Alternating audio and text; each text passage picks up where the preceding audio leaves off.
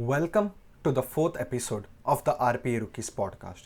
I am Parth Doshi, your host, and today we are going to find out 5 non-technical skills every person should learn. So we see a lot of content around technical topics, maybe it articles, videos, or any explanation, anything else, and we find a lot of help as well for that when we talk with our peers. But what about the non-technical skills that everyone should learn?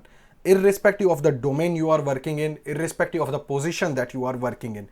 These 5 non-technical skills are very important. So let's start with the first skill, that is documentation. Now, documenting in a manner that is easily understood by your other teammates is very important. It depends on many of the other factors, but one is the language that you use. You need to show the professionalism and the technicality as well. Now, some of the common factors on which it is decided that are you good at documentation or not are as follows. The selection of words that you do, structuring of the document, how well are you structuring your document, starting with the main purpose of the document and ending it with a conclusion or whatever is required, adding things that are only relevant to the context of this document. So this was our first skill. Now let's see what is the second important skill. The second important skill is email writing. Now, when we work in an IT organization specifically, we tend to send many emails within a day. Now, sometimes you send an email just to your friend or colleague. Sometimes you might have to send to your manager consisting of some report or something, sometimes to senior management, or it can be a leadership team. Now, in all the cases, you need to make sure that you are using again the right language while writing the email. Now make sure that you have used the relevant subject to what you are sending the mail. Sometimes in hurry or in a pressure that we have to send this mail to a senior person, we tend to forget to write the subject. This is what I have observed along with my friends as well, right? So that is the one thing that you need to take care of when writing emails. The second is keeping the right people in to and in CC. We tend to mess this up and that does not look good. Adding thanks or regards at the end of the mail is really very important. Now, let's go ahead and see what is our third skill.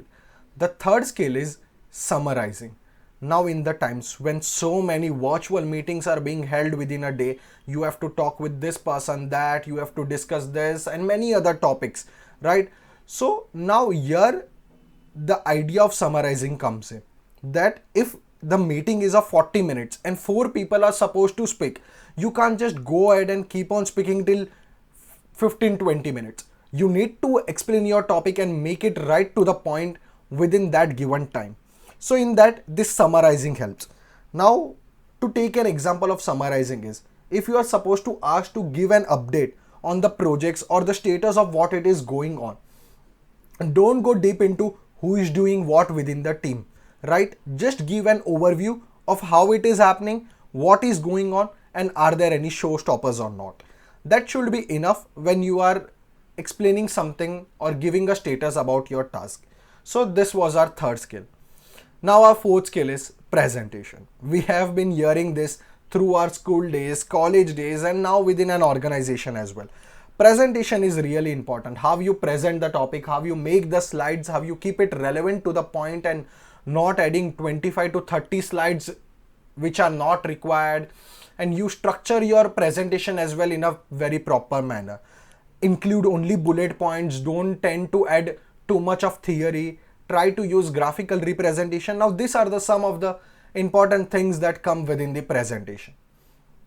Now after this, the very last, and I think it is the most underrated skill, but yet it is very important, that is listening skills. Now I have seen some people who don't even treat this as a skill, that okay, why should I learn listening or why should I develop that skill? But it is a very good and a very important skill.